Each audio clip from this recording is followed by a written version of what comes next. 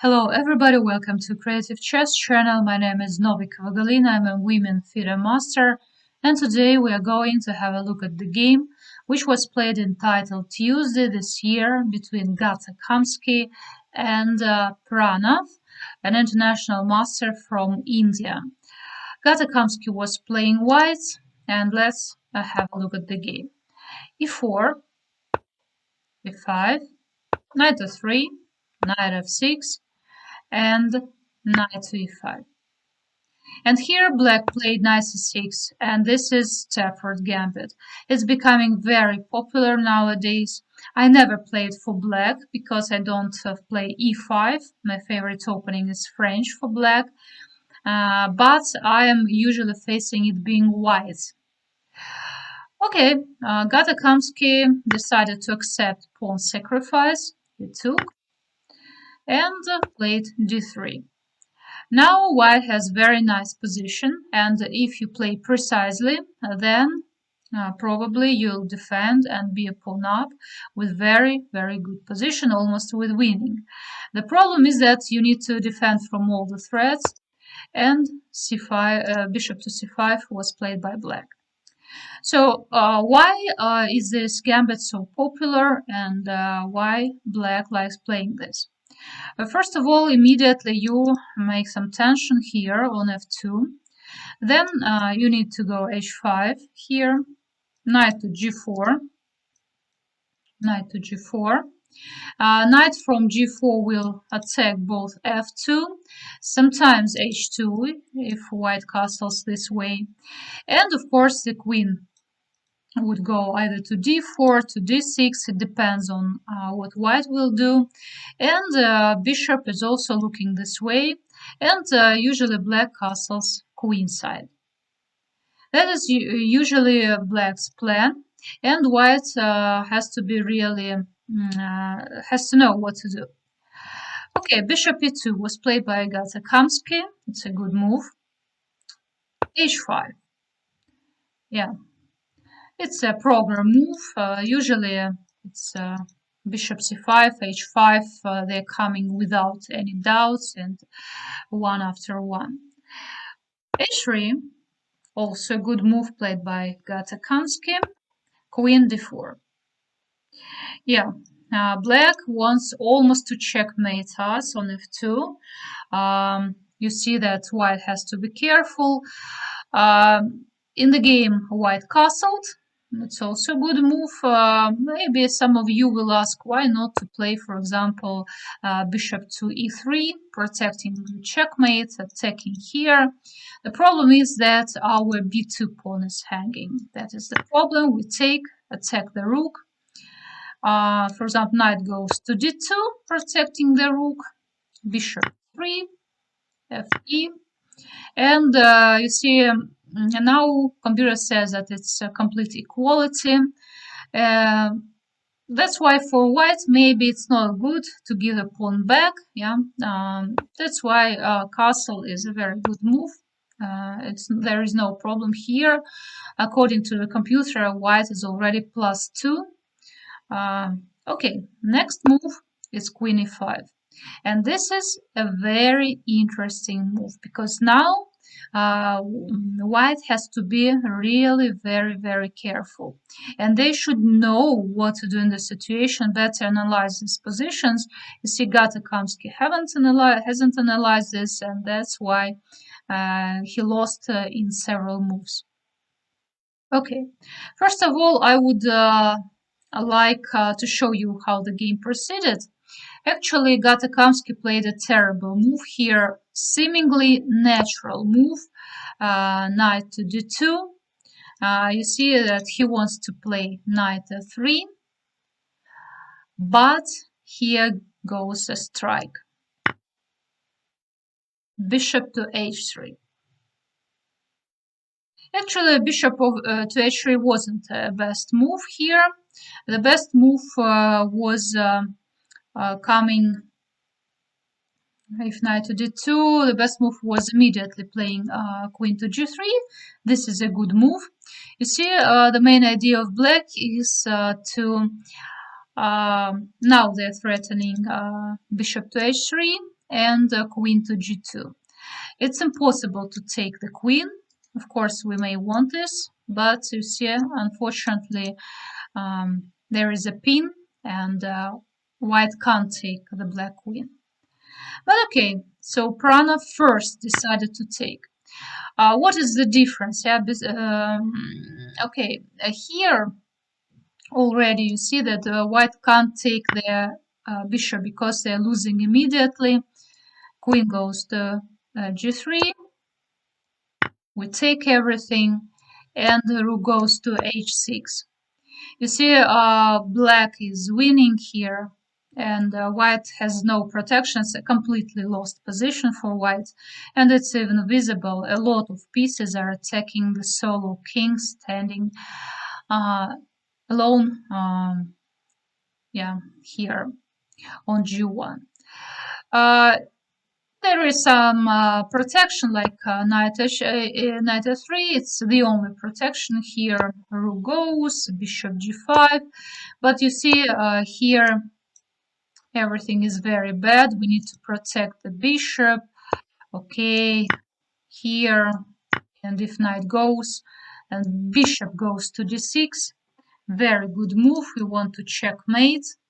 And if, for example, f4, then rook g5, you see that it's impossible to take. King tries to run away and checkmate. Unfortunately for Gata Kamsky, the bishop is not can't be captured, yeah, because queen joins, and then rook comes and checkmates. Yeah, it was really very painful for white, but it wasn't a situation.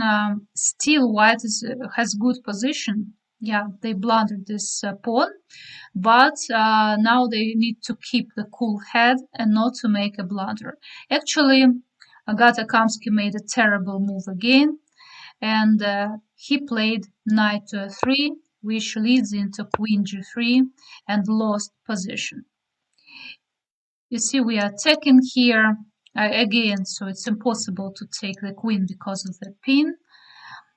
What to do in this case? Still, white's position is good. It's not bad. It's not lost. The move was king to h1. Yes, we lost a pawn, but actually now we have pawn equality. And now already we are ready to take the bishop. If, for example, black carelessly thinks that it's impossible, he is mistaken. Because we may, for example, take the bishop right now. It's not a problem anymore because the queen can't go to g3 and can't attack our king. So now the bishop is under attack. That's why black can't just castle. They need to go away with the bishop, for example, on g4. And here white, of course, shouldn't take the bishop, because to take the bishop, it's very bad. Actually, that's what black wants, because you see the rook is hiding behind the bushes, and if black is given opportunity to take like that, you see that white is doomed. Yeah, so after bishop h3, again, let's return king h1 was the best move. After bishop g4, we are not taking it, we just play c3, trying to play d4, block this bishop, which is really very powerful. And white will have very nice center, and their position is still okay, no problem, it's equality here. But instead, I think just Gata Kamsky was disappointed because he didn't notice the sacrifice. He played knight f3 automatically and got into this bad position. It's already only, just imagine, only 10 moves passed, and black has plus 10 in their favor, and white is absolutely lost here. Let's have a look how the game was finished. Knight e1, the only move to protect the checkmate, because the knight now is protecting. And knight goes to g4. You see checkmate is coming, but it's already visible that position is very bad. everything. So all black's pieces are under attack. Took here, d4. Queen goes to h4. So they want just to take the pawn and to checkmate, for example, on h2. Yeah? f4, white tries to escape, but you see this pawn blocks white from running away.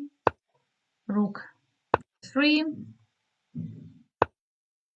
King goes away, tries to escape, but no way. Here Gatakamsky finally resigned. Let's have a look why. Seems that the material is equal, but actually the threats are from all angles. Actually, it's not equal already, yeah, because we're going to take the rook, but it's actually not the problem of the exchange. Yes, the problem is much deeper. For example, let's take the bishop. What would happen then?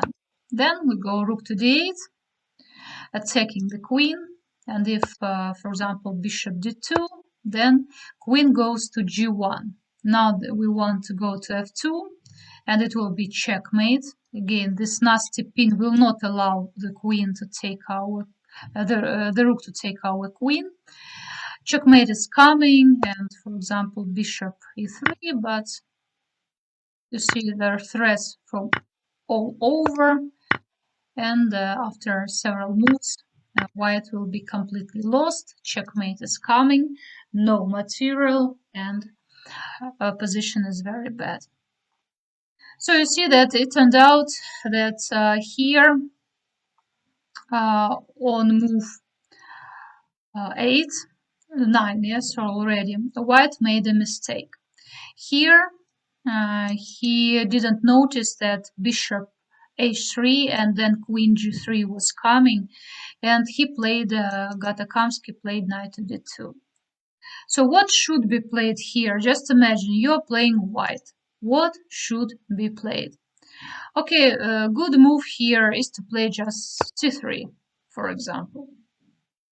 c3, the idea is to play d4. Now, if, for example, white goes this way, we play just d4, and now we play d4, and white is winning. White is winning here. For example, queen goes to e4. Here, be careful, yes, checkmate is coming, but here we can already take this bishop because this bishop is blocked. And if, for example, black, you see black just can't even play rook to h6 because the bishop is here. Okay, just imagine, so bishop goes to d6, bishop d3, attacking the queen, now goes rook to e1, for example.